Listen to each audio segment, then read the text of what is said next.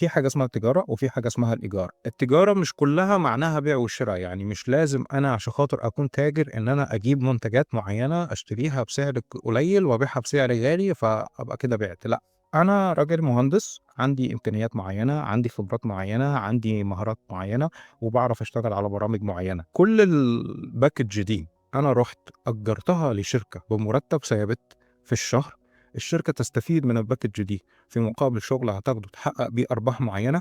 ده كده أنا عملت إيجار للمهارات بتاعتي. لكن لو أنا استخدمت المهارات دي الباكج دي كلها في شغل خاص بيا أنا كفريلانسنج مثلا، ده معناه إن أنا بتاجر بالباكج بتاعتي، بتاجر بالمهارات بتاعتي، بتاجر بالعلم بتاعي، وبالتالي أنا قدرت في الحتة دي إن أنا على في الحتة الواسعة في التسع أعشار بتاعت الرزق.